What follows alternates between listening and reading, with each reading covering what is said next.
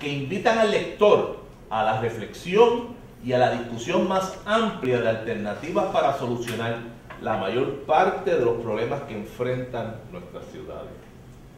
Eso es todo y felicito al doctor de la Rosa por su aportación y traer la discusión. Gracias.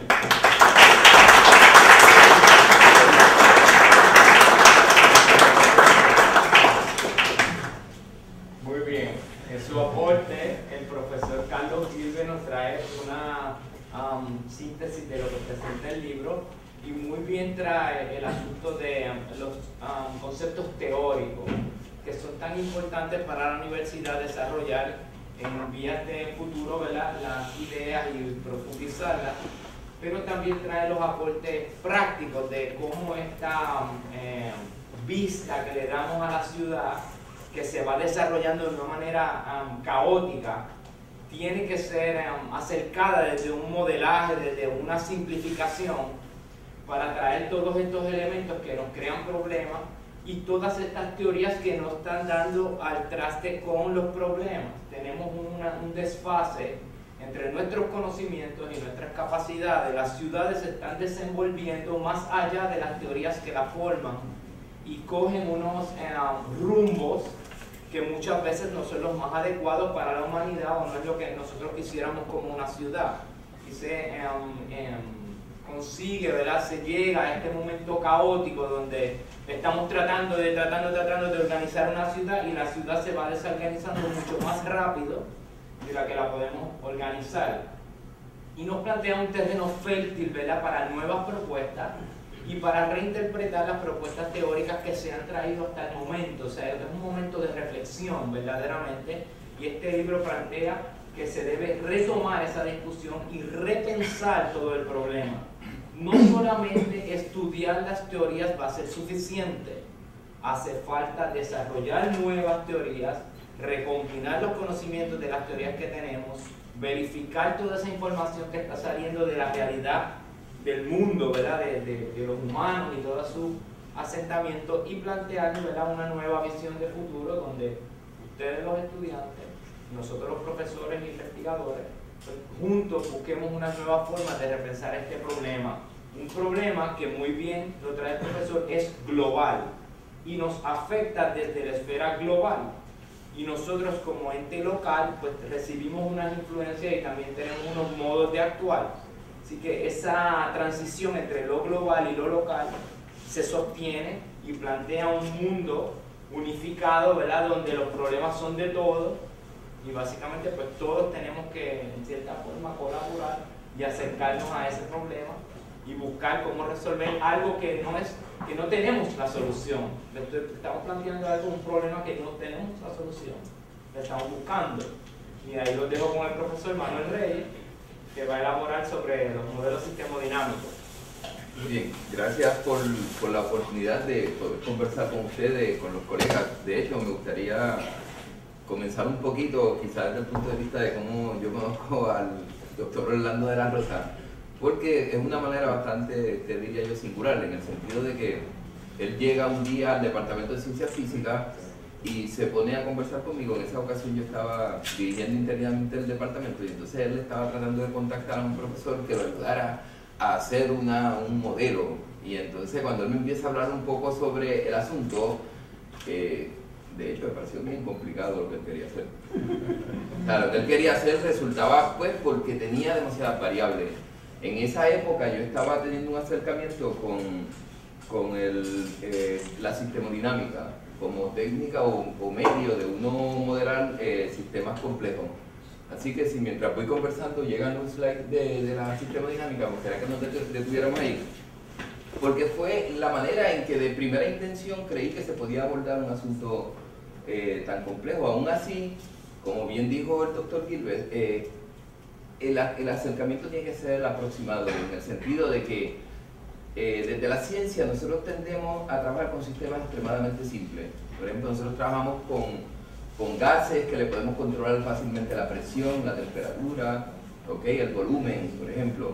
Sin embargo, cuando uno habla del ordenamiento de una ciudad, cuando uno habla sobre la serie de variables que uno tendría que considerar ahí, pues si ustedes como estudiantes hacen el ejercicio, se van a dar cuenta que ustedes pueden considerar muchas cosas, entre las que figura, digamos, el propio espacio físico, la cantidad de espacio físico que hay, la población que tú tienes, la capacidad financiera que existe en esa población, los problemas que tú tienes, digamos, de recursos naturales, de, digamos, agua potable o servicios como electricidad, acceso a alimentos, etcétera. Y entonces, ¿qué sucede? Que las ciudades históricamente se han organizado alrededor de cumplir con esas necesidades.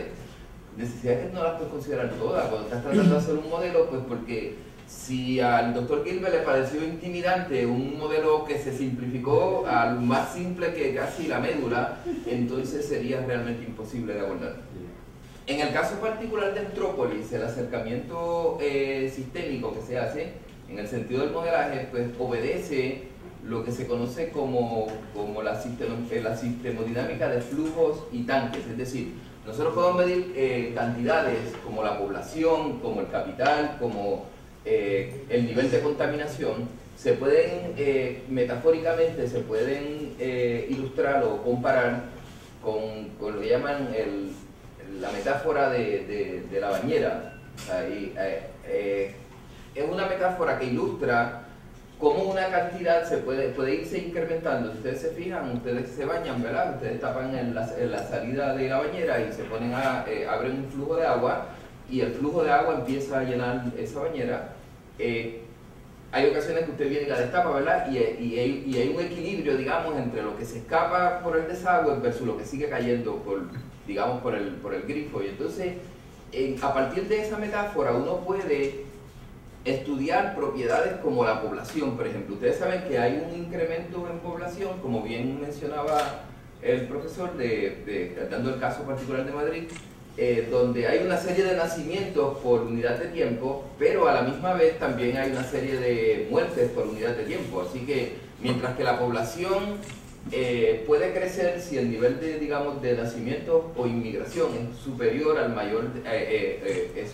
nivel de muerte y emigración, pues parecería que la población debería ir aumentando, o lo que sería el nivel de la bañera, estaría aumentando de la misma manera, así como otras cantidades.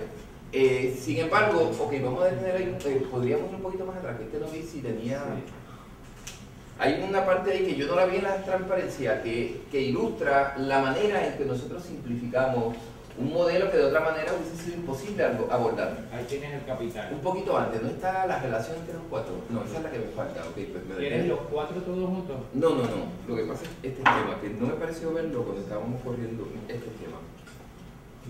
Este no está. El libro presenta en la tercera parte, que hace referencia particularmente al modelado de sistemas de ciudades utilizando la sistemodinámica. La simplificación que se hace es alrededor de simplemente 4 componentes.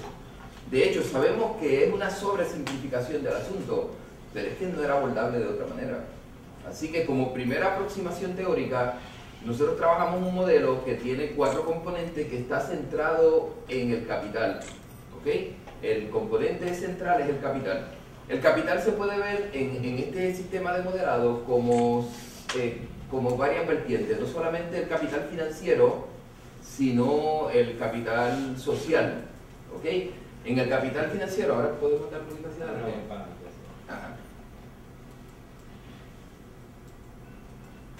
Ok, si me permiten ilustrarle ahí, los esquemas que se utilizan básicamente 4 componentes. El modelo se hizo trabajando con un programado que se llama Stella. Stella permite, pues, hacer modelado sistemodinámico a partir de 4 componentes básicos. De los 4 componentes, el que sería, en la metáfora que yo les mencionaba, el equivalente, digamos, del estanque o de la bañera, se representa con un cuadrado. El que tiene que ver con los flujos, que pueden ser o de entrada o de salida, se representa con las flechas esas que tienen el círculo en el centro y como con una llavecita. Existen unos conectores que son cómo una cosa influencia o influye lo otro, es decir, un conector, en el caso de la metáfora de la bañera, es, digamos, la mano suya, que puede ir y controlar, digamos, el flujo, hacerlo que sea más alto o cerrarla o hacerlo más bajo. Sin embargo, pues también nosotros tenemos, a partir de los conectores, que son los que establecen relaciones, tenemos los convertidores. El convertidor ahí es, por ejemplo, el cerebro suyo. Cuando su cerebro de momento decide el agua está demasiado caliente o el agua está demasiado fría, pues usted hace los ajustes correspondientes desde ese convertidor a través de ese conector. Usted logra hacer cambios de flujo que se traducen en cambios en los niveles, ¿ok? Hay una proposición teórica de que existe una relación termodinámica en términos de la manera en que las ciudades se asientan o la manera en que se organizan. Y eso pues hay que validarlo. Realmente nosotros estamos tratando con los modelos de traer alguna evidencia de si dicha relación se justifica. Nosotros para eso desarrollamos secciones que involucran modelados independientes en el capital, y si ustedes notan, el capital es un generador de entropía en el contexto de establecer la relación entre lo termodinámico y el asentamiento social. Es decir, el capital como fuente de entropía, y es lo que arriba no se ve completo, que dice debido a capital, en el cuadrado de arriba. Eso es la entropía, el nivel de entropía que se va generando en una ciudad como consecuencia del capital. Noten que el capital, que dice capital 2, dice, porque Estela cuando te pone, pues te le va poniendo números en ocasiones, ese es el capital, digamos, total, el cual se puede separar, digamos, en capital financiero, capital social, y se pueden canalizar de algunas maneras. Las conexiones que están en ese modelo, ustedes podrían disentir de ella o no estar de acuerdo, y es parte de lo que los modelos pretenden. Los modelos se presentan, aunque imperfectos, aunque incompletos, como provocación al pensamiento, para nosotros poder ver si podemos estar de acuerdo con eso, o si podemos tener objeciones a algunas de esas conexiones. Noten que hay una serie de componentes ahí, hay otros que faltan probablemente, o quizás la manera en que un componente se propone que está afectando un flujo, pues usted quizás no está de acuerdo en él. Sin embargo, la ventaja que tiene este sistema de modelado es que Estela pues, maneja el propio programado, maneja todas las ecuaciones que están involucradas en el proceso. ¿Okay? Las ecuaciones en este tipo de sistemas son ecuaciones diferenciales, son cambios como función de tiempo, y como les dije, hubo que aislarlo en componentes. El capital es uno de esos componentes con las respectivas conexiones. ¿Puedes adelantar un poquito la...? Otro es la población. Ya para el modelo de la población existían modelos previos de otros investigadores y están contenidos ahí. Lo que sucede es que hay una propuesta que es la entropía que se genera como consecuencia de esa población. Entendiendo como entropía el nivel de desorden que la ciudad adquiere o desarrolla por el hecho de tener una población que cada vez está cambiando. Así que hay unos elementos que están atados a la planificación, pues ya que el profesor es planificador, a ese elemento en particular se le llama entalpía. Es decir, la entalpía que ustedes pueden ver ahí, que es otra cantidad termodinámica, se trata de utilizar con la intención de recuperar algo de ese orden. Es decir, mientras que por un lado hay unos procesos que desordenan, uno a través de la planificación, la gestión y demás puede lograr algún nivel de orden, ¿ok? Y por eso ustedes ven que hay unas cantidades por ahí que están rotuladas como entalpías también. Así que, bien, podrías ir al próximo.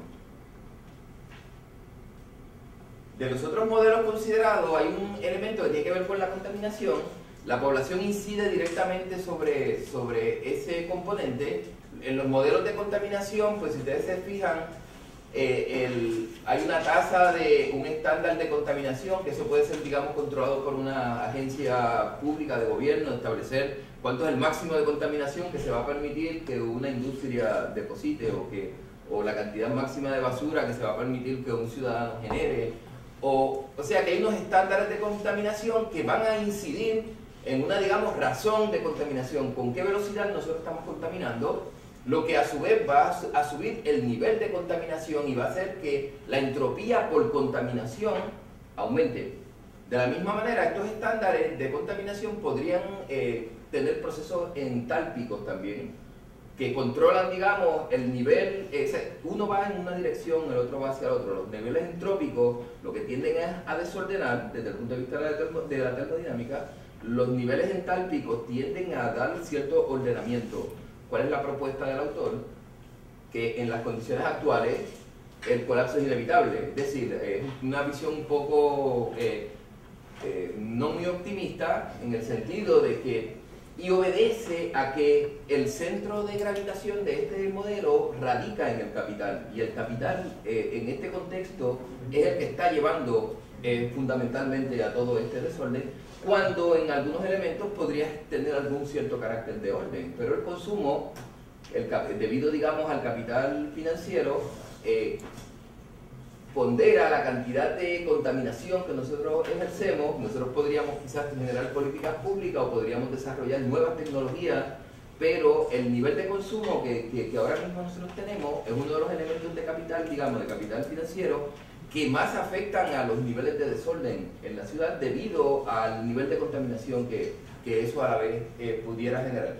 Noten además que hay una relación que está fuera de pantalla, porque es que no cabe. Cuando ustedes se fijan, la contaminación, la población, el nivel, ahora dame uno más, que fueron las 4 consideraciones que tuvimos, que es la calidad de vida. La calidad de vida se puede mirar en este modelo básicamente como calidad de vida, puede ser a nivel material, la capacidad de consumo, la capacidad adquisitiva, permite mejorar cierta calidad de vida, pero también está el pursuit of happiness, ¿ve? Con que no necesariamente está atado a lo financiero. Así que en ese estándar de calidad de vida, pues nosotros tenemos una cierta aspiraciones en términos de felicidad que pueden causar niveles de entalpía. Es decir, uno a partir de eso, el bienestar de la sociedad, de la ciudad puede llevar al orden. Sin embargo, la parte material de la calidad de vida, la que tiene que ver con el consumo de televisores, de carros y demás, pues impacta a otros elementos del modelo, la contaminación, el mismo capital aquel del que hablábamos en un principio. Así que noten que existe una interconexión entre las partes y que las que están consideradas probablemente no sean exclusivamente las únicas partes. Así que por eso es que insistimos en que ese modelo, al tomarlo por separado, cada uno de esos componentes se conectan entre ellos a través de conectores. En la esquina superior, ahí en ese esquema, me di cuenta que falta algo, ¿veis? Y es que la entropía total, ese es un convertidor. Así que eso tendría que estar atacando un flujo que sería gobernando contra un flujo que aumenta un estanque que se llama entropía total. O sea, la entropía total debería estar representada como la suma, no necesariamente algebraica, pero la suma de las partes, como sucede en las leyes de termodinámica. O sea, en termodinámica la entropía total de un sistema es la suma de las entropías individuales que lo componen. Así que básicamente el acercamiento es uno, como les dije, haciendo pininos, porque la cosa está complicada. O sea, es complicado uno poder moderar todos los factores que inciden sobre. Por eso es que yo digo que en ciencias naturales, pues para nosotros eso es como sencillo, porque tenemos controles de variables, pero el planificador de verdad tiene, o sea, es difícil lo que se hace en el contexto de poder llevar a la práctica una serie de, digamos, medidas que logren algo, porque es que es un sistema demasiado complejo y hay que mirarlo desde ahí mismo, desde la complejidad que ese sistema exhibe. Así que el mensaje que yo creo que este libro lleva está atado a la cuestión esta de que debemos mirar no de una manera sobresimplista, como a pesar de que el doctor Gilbert dice que aquello lo puso un poquito fuera de sus cabales, tal vez, es la forma más sencilla y aún así es demasiado limitado lo que se puede hacer con ella. Así que lo que nosotros entendemos es que la razón última debería ser... Sí, pero eso...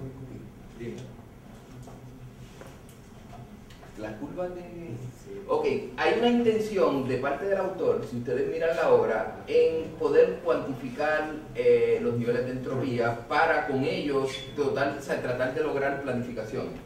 El nivel de entropía que uno, si no pudiera medirlo en una ciudad, pues sería extraordinario. Sin embargo, lo que nosotros hicimos ahí fue una aproximación de la aproximación de la aproximación. Es decir, nosotros ahí no tenemos, en el sentido estricto de la palabra, una calibración que nos permita genuinamente decir que la Ciudad de México tiene más o menos entropía que Tokio. Sin embargo, estamos dando la base, al menos a partir de una simulación, de poderle establecer los precedentes para que en un futuro se pueda lograr. Es decir, nosotros pudiéramos determinar los niveles de entropía de una ciudad y a partir de ellos, si pudiéramos de una forma confiable, nosotros poder determinarlo, pudiéramos entonces ver si hay alguna acción remediativa que se pueda, o si es una pérdida de tiempo y mudarnos ahora. Podría ser una alternativa. Así que, pues, no sabría qué más decirle al respecto, así que gracias por la atención y espero que...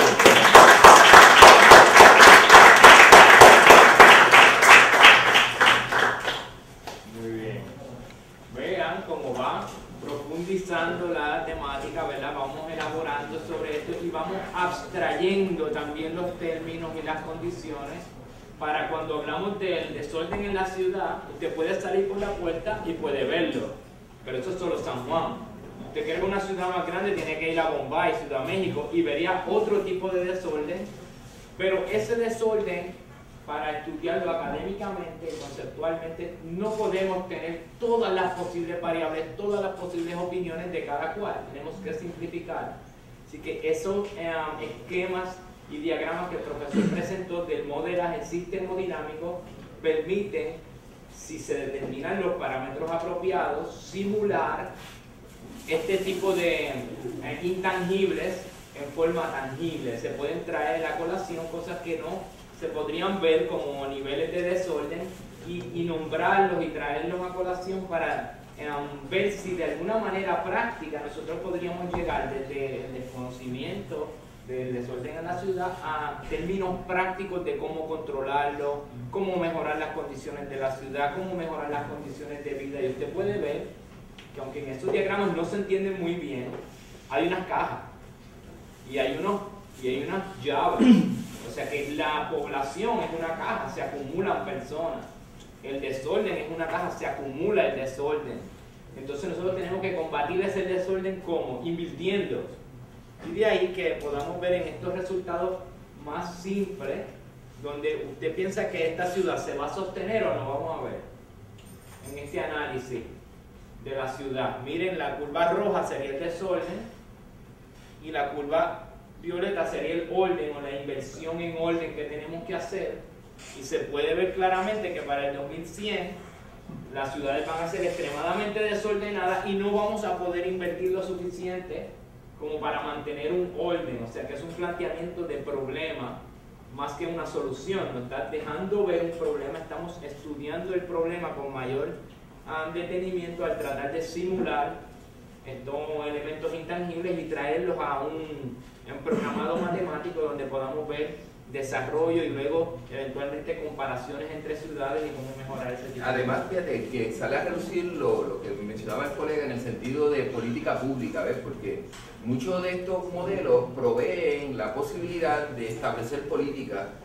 Un ejemplo, en el caso ustedes tienen conocimiento de esto, en el sentido de la población, hay países que han desarrollado política pública para limitar el número de hijos que puede tener una pareja, por ejemplo, porque entienden que la población está, es excesiva o se proyectará como excesiva e insostenible en algún momento. Así que en la mayor parte de los llamados convertidores que utilizan estos modelos, que son los círculos, ahí pueden ir parámetros asociados a política pública, leyes que regulen esto o penalicen por lo otro, y tienden a que lo que quiero decir es que puede ser una guía para el desarrollo de política. Y ya tenemos varios indicadores grandes, como sería la inversión de capital, y el modelo de calidad de vida, que son en contraparte, ¿verdad? Dependiendo del modelo de calidad de vida que usted escoja y es cuánta inversión de capital se va a hacer, y eso va a degenerar en un orden o en un desorden particular para esa ciudad particular. Vean que entonces estamos tratando de poner los términos reales en términos matemáticos, conceptuales y modelarlo para entonces tratar de entenderlo mejor y ver dónde podríamos cambiar. Así que con esa visión de futuro y esa posibilidad de cambio, lo dejo con el profesor Juan Carlos Delgado, que nos continúa con nuestra exposición. Buenos días. Yo agradezco la oportunidad que se me ha brindado, ¿verdad?, de presentar mi parecer acerca del libro Entrópolis, de la autoría de nuestro amigo, el doctor Orlando de la Rosa, quien a juzgar por el libro tiene una preocupación urgente con la flecha del tiempo. Y yo creo que todos, ¿verdad?, tenemos esa preocupación. Lo que yo voy a traer tiene que ver con tratar de, empezando por mí, tratar de entender un poco mejor lo que son los diagramas de Forester, ¿verdad? ¿Qué es lo que, de dónde salen estos diagramas? Cómo estas ecuaciones diferenciales que se utilizan y que modelan estos conceptos, estas cantidades físicas como entropía, ¿verdad? El origen que puedan tener dentro de la ciencia física, dentro de la física, y luego de ver, ¿verdad?, aproximadamente de dónde provienen estas ideas, pues tratar de ver qué cosas se podrían hacer para, ¿verdad?, para mejorar, añadirlas al modelo o hacer nuevos modelos sistemodinámicos, porque confieso que con la lectura del libro pues yo me he interesado muchísimo en el tema de la sistemodinámica y, ¿verdad?, y realmente conozco poco sobre ello, pero de ahora en adelante voy a tratar de informar un poco más sobre esta manera, ¿verdad?, de entender los sistemas. Hay una parte de, ¿verdad?, del libro donde el doctor Orlando de la Rosa hace como un resumen de los modelos de planificación. El profesor aquí lo mencionó. Entonces, yo me di cuenta que él prefiere, ¿verdad? Él tiene la más alta calificación, ¿verdad?, en planificación urbana, ¿verdad?, el doctorado, y él dice que la planificación estratégica es la que puede ofrecer la mejor respuesta, aduciendo que constituye una forma de manifestación ambiental de la teoría del sistema. Y observo que la planificación estratégica tiene mucho parecido a lo que tenemos aquí. Entonces, no es, como decir, una planificación que ya a priori, ¿verdad?, tiene unos conceptos, unas estructuras y está preinformada, ¿verdad? Yo de ese tema no conozco mucho, pero puedo entrever, ¿verdad?, de lo que leí, que esto se parece mucho a la teoría del sistema, a la planificación estratégica, y muy bien lo señala aquí. Bien, entonces, el sistema que él va a trabajar no es solamente la ciudad, es el binomio ciudad-sociedad, o sea que estas modelaciones tratan, ¿verdad?, ser inclusivas en la estructura física y la gente que está en esas estructuras. Así que eso lo complica mucho más, ¿verdad?, porque no es solamente la estructura física, ¿verdad?, cómo se va a ordenar los distintos componentes de la estructura, sino que es la gente también. Y ¿verdad?, siguiendo por esa línea, pues mi alocución tiene la intención de contribuir al ingente esfuerzo del doctor de la Rosa y está dirigida a profundizar un poco respecto a los conceptos termodinámicos más utilizados en su obra y su ordenamiento de la teoría termodinámica. Yo voy a empezar, ¿verdad?, como dije, mi intención es afinar algunos conceptos y voy a empezar por tratar de definir lo que es un sistema, ¿verdad? Un sistema, entendemos por sistema un conjunto de entidades u objetos físicos o abstractos que interactúan y están organizados en acorde a uno o más métodos o principios. Este conjunto, si es definido, está diferenciado del resto de las entidades que conforman el universo mediante su frontera o límites. Estoy hablando de un sistema cerrado, ¿verdad? Hay dos tipos de sistemas, sistema cerrado y sistema abierto. En el caso del sistema ciudad-sociedad, es uno abierto, ¿verdad?, que no tiene frontera, de modo que se intercambia la materia y la energía con el entorno. Se considera ¿verdad? También otra palabra que se usa mucho, otro concepto que se usa mucho en toda la obra es el concepto de equilibrio termodinámico. El equilibrio termodinámico cuando se cumplen tres condiciones de antemano. Una es que haya equilibrio mecánico, ¿verdad? Que es cuando no hay fuerzas en ese sistema o aceleraciones en ninguna parte del sistema. Tiene que haber equilibrio nuclear o químico, o sea que no hay reacciones químicas en ninguna parte del sistema. Y el tercer o precondición de equilibrio termodinámico es el equilibrio termal, o sea que la temperatura en todo el sistema sea aproximadamente la misma. Bien, entonces, en el caso del sistema de ciudad-sociedad, se está lidiando con un sistema abierto y fuera de equilibrio, y por tanto, en un contexto científico, se trata de un problema propio de la llamada termodinámica de no equilibrio o irreversible. O sea que la termodinámica que se enseña en las universidades, básicamente es la termodinámica de sistemas cerrados, ¿verdad? Y en este caso, lo que está detrás de aquí es tratar de modelar un sistema como habíamos dicho, extremadamente complejo, un sistema abierto, un sistema con una termodinámica que todavía está en desarrollo, ¿verdad? Desde el punto de vista estrictamente científico. Bien, entonces, en realidad son muy pocos los sistemas que han podido ser modelados por la termodinámica irreversible, y son muchos los sistemas naturales que aún hoy están fuera del alcance de los métodos macroscópicos termodinámicamente conocidos. Esta sección requiere de conceptos de mayor generalidad que los usados en la termodinámica de equilibrio, tales como estado estacionario, flujo, estabilidad y fluctuaciones, entre otros. Fíjense que en la termodinámica de no equilibrio, antes de que surgiera la dinámica del sistema, estos conceptos de flujo, ¿verdad? Como lo vemos aquí, que se habla de tanques que se llenan y de flujo, esto estaba ya, ¿ves? O sea que a lo que voy, ¿verdad? Es que la persona que desarrolló inicialmente esto es un ingeniero, ¿verdad? Porque esta persona está viva todavía, es Jay Forrester. Sí, Forrester. Y ¿verdad? Sospecho que hay mucho de los avances en la termodinámica irreversible que él los integró, porque si uno mira las ecuaciones diferenciales que están de esto, detrás de todo de estos programados, las ecuaciones diferenciales son muy parecidas a las ecuaciones de cinética de reacciones, por ejemplo, de reacciones químicas, ¿sabes? Así. Y también a los del proceso de transporte, que es todo lo que es la termodinámica del desequilibrio. Bien, entonces, ¿verdad? Viendo todo eso en contexto,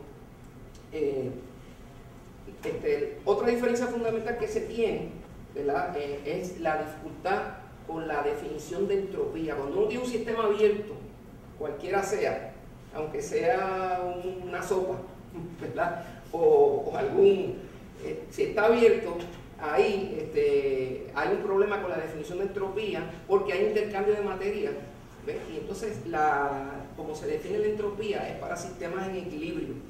De manera que hay un problema que aún no se ha resuelto, y lo que se habló fue de algunos equilibrios locales, ¿verdad? Que eso lo vemos con Mill, que es uno de los que trabaja esto en los años 30, comienza a tratar de resolver este problema de la indefinición de la entropía para este tipo de sistema. Ahora, como vemos, la entropía se define para sistemas en equilibrio. Yo quiero hablar un poquito de eso, ¿verdad? Para poner en contexto qué es la entropía, que tengamos un poquito más de profundidad en el significado de este concepto tan importante. En el 1852, James Joule y William Thomson, más tarde nombrado Lord Kelvin, descubrieron que bajo ciertas condiciones iniciales, una disminución súbita en la presión de un gas hace que el mismo baje su temperatura y por tanto se enfríe. Ese descubrimiento en el 1895 fue utilizado por el ingeniero alemán Karl Linde para licuar grandes cantidades de aire, creando así un aparato con el que se perfeccionaría e implementaría la tecnología del refrigerador. O sea que ya vemos que la ciencia de la termodinámica, desde que empieza, desde que arranca, nos da frutos, unos frutos increíbles, ¿verdad? Porque el aire acondicionado que tenemos aquí, pues se lo debemos realmente a estos trabajos de estos grandes termodinámicos.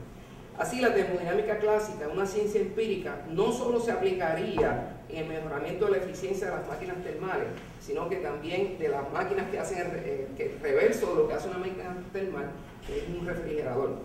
Escasamente una década previa al 1852 había surgido del trabajo experimental de Joule el primer principio de la termodinámica, que nos dice: el calor es una forma de energía debido a que la energía se conserva. La energía interna de un sistema cambia a medida que el calor fluye hacia el interior o exterior del mismo. El segundo principio de la termodinámica surgió por referencia al trabajo del ingeniero francés Sadi Carnot, en analogía a lo que algunos 111 años más tarde Alan Turing concibió teóricamente como la máquina de Turing, que sirve como el referente idealizado y óptimo de una computadora.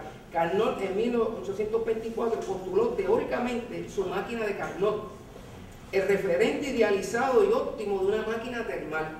Fíjense, bien interesante esta analogía que uno puede hacer, ¿verdad?, con Turing y Carnot, porque ambos presentan la idealización de las máquinas y luego eso se usa como referente para la conclusión de la susodicha máquina. Bien, por el hecho de que nadie había logrado construir una máquina 100% eficiente para 1850 y hasta después, y todavía, y por deducciones que se verificaron empíricamente de la primera versión del propio segundo principio de la termodinámica, Kelvin formuló él mismo en su primera versión. O sea, Kelvin nos dice, como el segundo principio de la termodinámica en su formulación original, porque el concepto de entropía no es uno que, como quizás se parece aquí, surgió de un día para otro, ¿verdad? Que inmediatamente se descubre la termodinámica, la primera vez, y después viene el concepto de entropía. No, eso no surge de esa manera, porque la entropía, ¿verdad?, y su inserción en la segunda ley de la termodinámica surge como un teorema. Eso realmente es una deducción partiendo de la primera y la segunda ley de termodinámica aplicadas a la máquina de Carnot, que es la máquina que tiene la mayor eficiencia posible, ¿verdad?, idealmente en el universo. Así que eso ¿verdad?, pone en contexto y nos ayuda a entender un poquito mejor de qué se trata esto cuando hablamos tanto de, ¿verdad?, de entropía. Carnot había demostrado, ¿verdad?, que, como le dije, esto es lo que va a decir Kelvin, va a decir: es imposible para un sistema que ejecuta un proceso cíclicamente que el resultado neto sea de flujo de calor hacia ella y la ejecución de una cantidad equivalente de trabajo. O sea, eso es lo que está diciendo, que no puede haber una máquina 100% eficiente, ¿verdad? Carnot había demostrado previamente, en el 1824, que su máquina reversible, y cuando decimos reversible lo que quiere decir que es una máquina que siempre se mantiene en un estado de equilibrio. O sea, es una máquina que no existe, porque todas las máquinas están fuera de estado de equilibrio cuando funcionan. Así que la máquina de Carnot es una imposible. Pero entonces sería una máquina de ese tipo la que mayor eficiencia, él lo demuestra, podría tener. Una máquina que se acerque al equilibrio continuo a medida que va operando. Bien, entonces, ¿verdad?, el estudio de Clausius, que es un físico alemán, Rudolf Clausius, que aplicó el primero y el segundo principio de la termodinámica a la comprensión de la máquina de Carnot, él fue el que descubrió el concepto de la entropía, y lo descubrió matemáticamente. O sea, la entropía es una abstracción matemática que sale de cuadrar las ecuaciones diferenciales. O sea, cuando yo aplico la primera ley, ¿verdad?, a la máquina de Carnot, pues yo me doy cuenta, ¿verdad?, y digo, aplico la segunda porque la máquina de Carnot tiene una salida de calor que se pierde. Cuando lo aplico me doy cuenta de que para que pueda resolver la ecuación diferencial tengo que dividir entre la temperatura toda la ecuación. Y entonces ahí él se da cuenta, caramba, espérate, pero esto que sale aquí, calor entre temperatura, cuando yo resuelvo toda la otra parte de la ecuación por el ciclo completo de Carnot me da 0. Y dice, pues entonces aquí hay algo. Me imagino que así razonó. Aquí hay algo porque estoy descubriendo otra función de estado, o sea, como lo es la temperatura, o sea, que no dependen del camino que se recorra la máquina, sino del estado ¿verdad?, que tenga la máquina en el momento. Así que ese fue el descubrimiento de la entropía, Y ¿verdad? Que al igual que su compatriota Leibniz descubrió el concepto de la energía, o sea que en Alemania se descubrió un concepto tan importante, ¿verdad? Como son la entropía y la energía, ambos conceptos de la termodinámica. Bien, entonces la reformulación entonces de Clausius dice: la entropía en un sistema en aislamiento nunca decrece. Tales sistemas evolucionan espontáneamente hacia un equilibrio termodinámico, el estado de máxima entropía del sistema. O sea que una vez él descubre ese concepto, él sigue, ¿verdad? Trabajando sobre ello, llega a reformular el segundo principio de la termodinámica de esa manera. Tanto el primero como el segundo principio de la termodinámica cumplían con los requisitos del positivismo. Es por esa razón que la ciencia termodinámica, desde su inserción definitiva en el 1846, fue avalada a diferencia de la ciencia química. En particular, su hipótesis atómica, considerada por un amplio sector de la comunidad científica como un argumento metafísico. Ustedes saben que la termodinámica, la química tuvo, ¿verdad?, una resistencia bastante grande, especialmente la teoría atómica, entre la comunidad científica europea. El inglés John Watterson propuso la teoría cinética, la cual fue acogida por Clausius y John Clerk Maxwell, entre otros, quienes la utilizarían para explicar la fenomenología termodinámica. O sea, en otras palabras, había surgido un intento de solución reduccionista para la ciencia de los sistemas termodinámicos en equilibrio, ¿verdad? Esto fue ya en 1860 con estos trabajos, ¿verdad?, ingentes, ¿verdad?, extraordinarios de Maxwell y Clausius.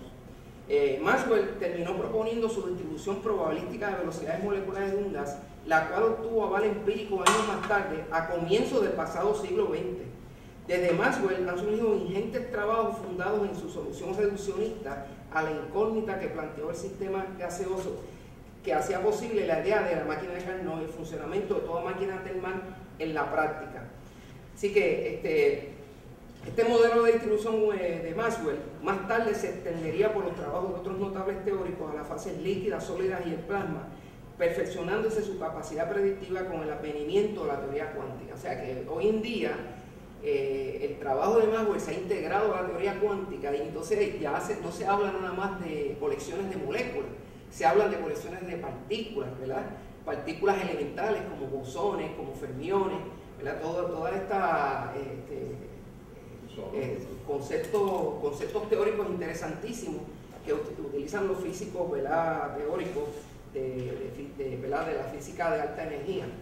Bien, creo que no se debe dejar de mencionar en este probablemente inexacto resumen la extraordinaria aportación que desde 1870 el gran físico químico norteamericano Joseph Willard Gibbs y de su colega austriaco Ludwig Boltzmann. O sea, estos dos individuos, ¿verdad?, fueron extraordinarios, ¿verdad?, porque no se le cabe otra palabra, en términos del avance que estos individuos lograron darle a lo que sería la explicación de la termodinámica, porque la termodinámica es una ciencia empírica, ¿verdad? Entonces, la explicación subyacente, la teoría, que es una teoría metafísica, ¿verdad?, para explicar estas leyes de la naturaleza, pues vinieron con los trabajos de estos dos, ¿verdad?, titanes de la ciencia, que fueron Gibbs y Boltzmann, junto a Maxwell, ¿verdad? Ellos son tres, ¿verdad?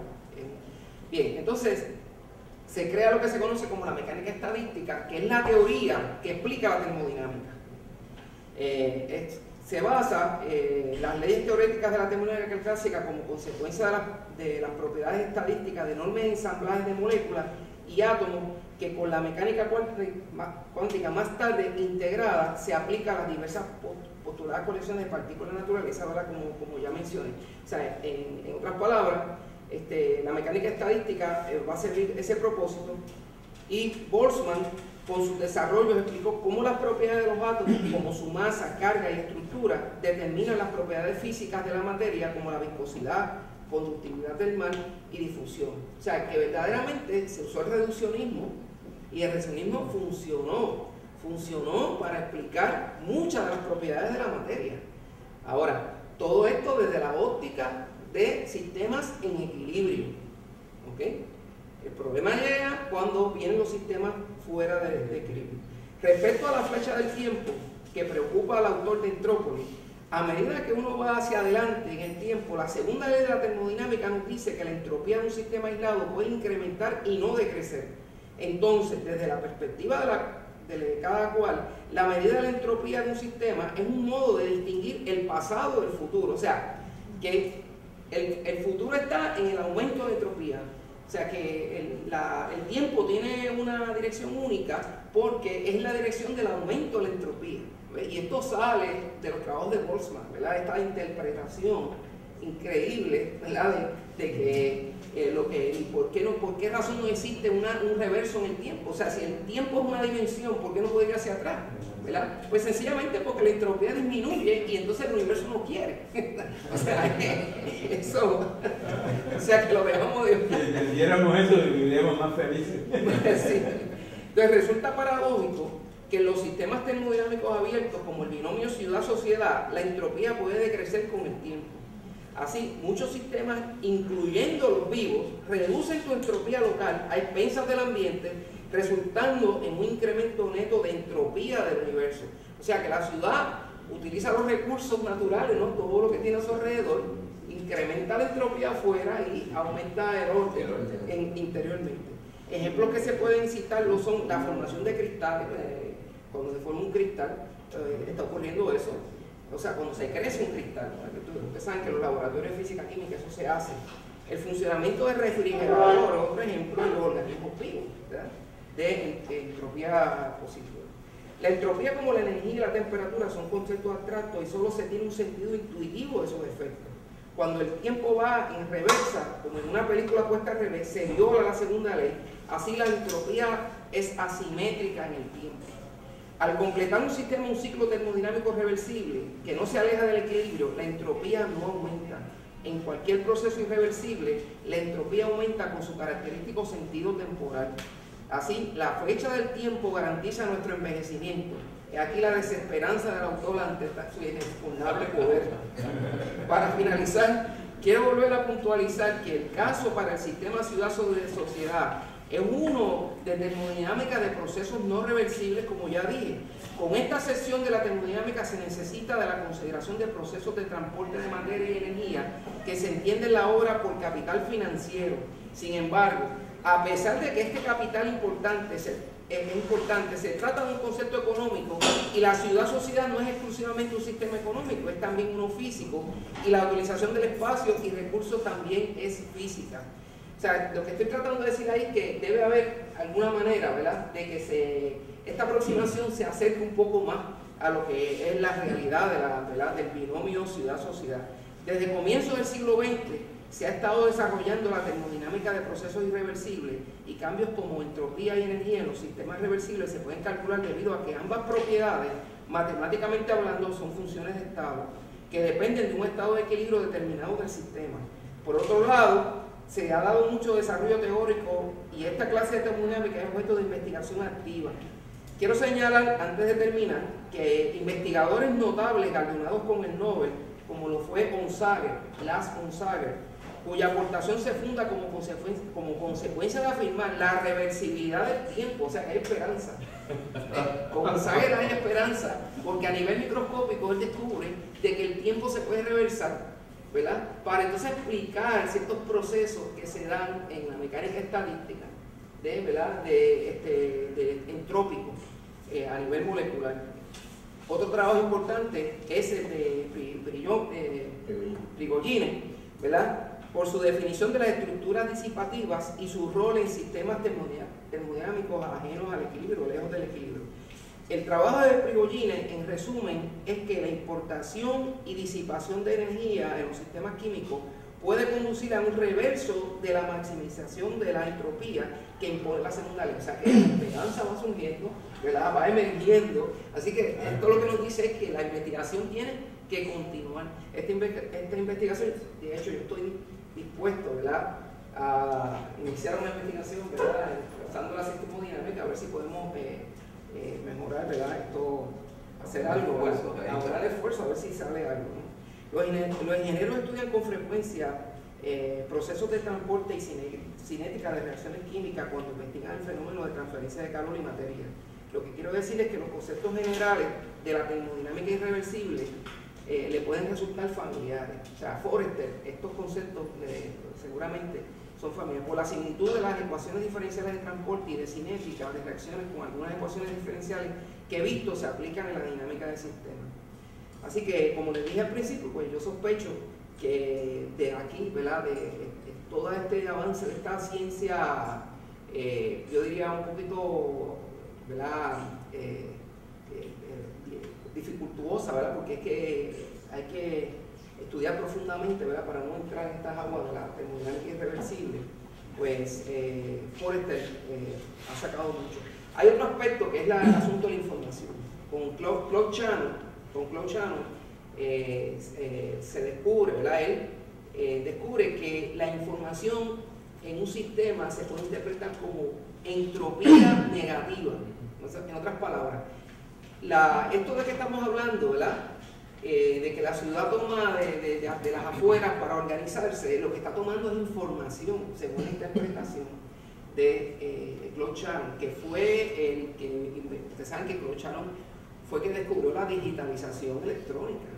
Ustedes saben que todo esto de los circuitos de los CD, sin Claude Shannon, incluso inventó la redundancia. Por eso usted hace un CD, usted lo guaya y sigue funcionando, porque Claude Shannon descubrió, ¿verdad?, que se podía hacer redundante la información de manera que el disco compacto, ¿verdad?, esta transferencia de la digitalización, ¿verdad?, de las señales digitales, pues no fuera, no estuviera sujeta a una mera, ¿verdad?, guayazo, ¿verdad?, del sistema, o un golpe que se le diese. Bien, entonces, para terminar, yo sugiero y me uno a que se estudie la posibilidad de incluir otros subsistemas relevantes en adición a capital, población, calidad de vida y contaminación. Pues Manuel me va a matar por eso, pero ¿cómo va a ser si con eso nada más que así no ocurre? ¿Cómo tú me vas a decir a mí que añada otros subsistemas, ¿verdad? Pero yo creo que esto es un trabajo, como la ciencia, un trabajo de colectivo. O sea, aquí lo que hay que hacer es, ¿verdad?, mucha gente haciendo cada uno su parte y hablando esfuerzo, porque Roma no se hizo en un día, ni tampoco Windows, ¿verdad? Ustedes saben como yo lo he dicho, ¿verdad?, la cantidad de programadores que tuvo que haber para lograr ese sistema operativo, que de forma antinatural, porque en el caso de Apple, ¿verdad?, surgen como del mismo hardware, surge el sistema operativo, es muy distinto a como lo hace esta otra gente. Así que con eso termino. Y gracias.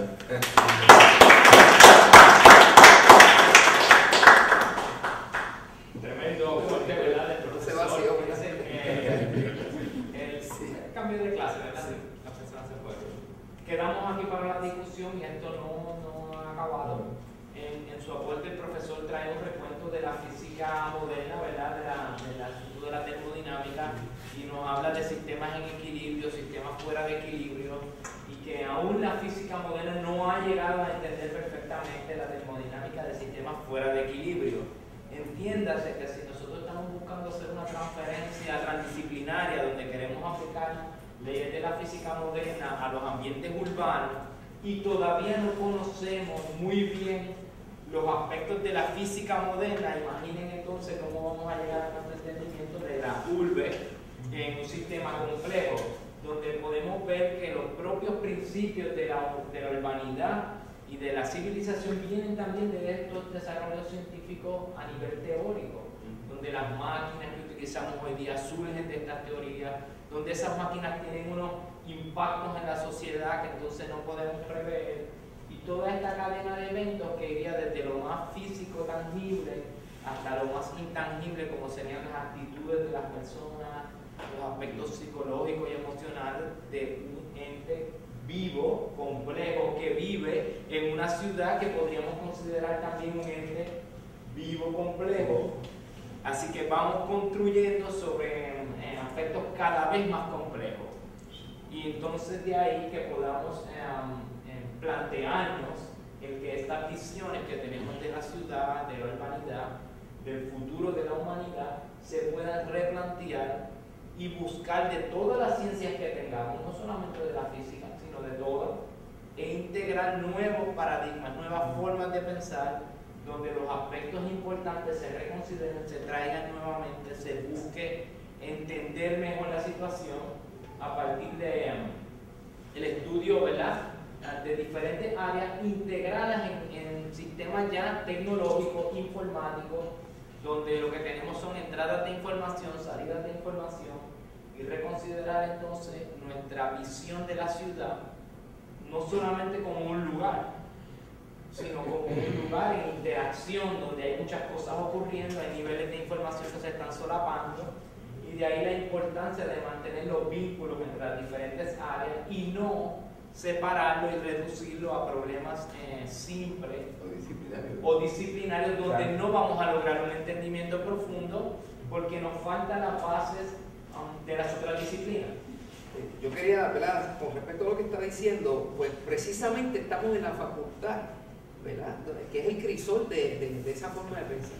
Precisamente, esta es la Facultad de Estudios Generales, aquí donde se integran los saberes, ¿verdad? Aquí es precisamente donde un trabajo como este tiene toda la cabida, ¿verdad?, en un lugar como este. O sea que hacemos las fronteras entre las disciplinas, sencillamente el conocimiento. Que nunca ha existido porque son fluidas. Realmente son fluidas, exacto. La estamos restableciendo la frontera, quitando fronteras, transgrediendo fronteras, para poder entender mejor un problema que ya tenemos encima, ¿verdad? Que viene progresando, que viene desarrollándose. Creo que ya vamos a empezar a tomar reacciones del público para la pregunta. Sí. Y al profesor Rogelio Escudero. Yo lo he estado escuchando y me acuerdo que yo leí un libro de Humberto y el cardenal Marín, en qué creen los que no creen. Entonces yo le decía a los compañeros, me acabo de leer un libro y espero haber entendido por lo menos un 10%, ¿no? Y en esa exposición de ustedes, dado que yo vengo de otra disciplina, espero haber llegado por ahí aproximadamente al 10%. Ahora bien, yo, curiosamente hablando de los vasos comunicantes de la disciplina, la interpenetración, cómo esto puede servir para acercarnos a otros espacios de la realidad. La primera vez que yo me encontré con el concepto de entropía fue a través precisamente de la filosofía y en un ensayo de Edgar Morin, curiosamente, sobre el amor, ¿no? Y allí fui entendiendo, lo menos cercano al 10%, digamos, como esta cuestión de la entropía como desgaste en un sistema al que hay que añadirle energía, ¿no?, para el equilibrio, que ahora encuentro el concepto de entalpía, ¿no? Interesante el análisis de Edgar Morin en ese sentido y cómo estos conceptos, partiendo de que tienen unas bases, digamos así, en la ciencia, ¿no?, en la física, y que no se puede llegar a utilizarlos muy ligeramente, sino ver las conexiones. En este caso yo creo que Edgar Morin lo hace muy bien.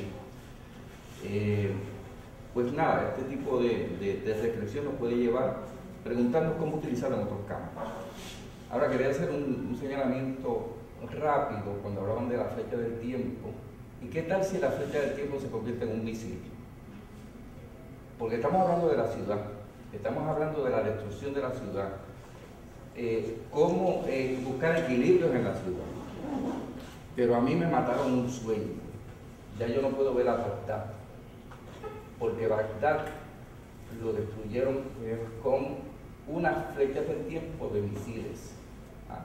Entonces, como aquí se trata, así yo entiendo, la universidad siempre ha entendido, como una cuestión de enfrentar la realidad y ver cómo, no una cuestión de movernos en una cuestión conceptual que meramente nos satisfaga porque qué mucho sé, sino en cada momento qué puedo hacer con este conocimiento que tengo para una sociedad distinta y que este lapso tan breve en la participación mía en la evolución de la especie humana pues tenga algún sentido, ¿no? Y entonces traigo esto porque entendí bastante bien, quizás más del 10%, un poquito más, sobre esa conexión, cómo se relacionan los distintos factores en la ciudad, la conciencia de la planificación, la conciencia de las distintas miradas, la responsabilidad de la universidad. Pero enmarcado en todo eso, la cuestión de desarrollar una conciencia política, precisamente porque mientras hablamos, siguen los grandes poderes destruyendo ciudades, destruyeron Trípolis, en un momentito realmente. Entonces eso implica una conciencia política, Sarajevo, una cosa que realmente llora ante los ojos de la humanidad, ¿no? Y van a seguir destruyendo ciudades, meramente con un misil, la flecha del tiempo. Entonces, la cuestión es desarrollar una conciencia para ver dentro de nuestro entorno qué hacer, no ser indiferentes a él. Yo a mis estudiantes, y tengo que decirlo así, me apena cada día cuando les pregunto, ¿ustedes saben qué está pasando en casa? No saben. Un desconocimiento en general, y la cuestión es saber que se puede saber es saber dos veces, me decía alguien. No sé, hay tantas cosas que no sé, quiero llegar al 15%, pero tengo ansia de saber para aportar. Y lo que estoy transmitiendo es que partamos del tipo de estudiantes que tenemos ahora, que son producto de una realidad, y ver si podemos con ellos ir hacia más en esta responsabilidad que tenemos, para que todo esto nos sirva para aportar a la transformación del mundo. Nada, esa era la reflexión. Otras reflexiones del público, preguntas. Tengo una pregunta, sí. Claro. La gráfica que plantean ahí sobre la cuantificación de la entropía, partiendo de que la entropía es un proceso espontáneo, como un catabolismo de liberación de energía. Lo están viendo proporcional al volumen de una población, a la cantidad de habitantes. Mi pregunta es, ¿se toma en consideración la cantidad o el consumo de esa población? Y si el consumo es directamente proporcional a la cantidad de habitantes, para poder establecer lo que sería la irreversibilidad de la entropía, el contagio. Y si el consumo es directamente proporcional al poder adquisitivo también de una población. No sé si son modifiers, que serían modificadores dentro de este problema. Mucho más, creo que excelente acercamiento, tienes una muy buena comprensión de lo que está pasando aquí, pero más allá de convertidores del propio sistema interno, son cruces entre los partes de los subsistemas o submodelos, que entonces elaborarían cómo se mueve el capital, cómo se mueve la población, cómo interpretamos calidad de vida. Y entonces tú nos estás hablando ya de cómo se producen las interacciones entre la población y el capital, que se da, claro, a través de la calidad de vida, no ¿verdad? por el consumo, porque ahí vienen los excedentes, ¿no? La centralización de poder y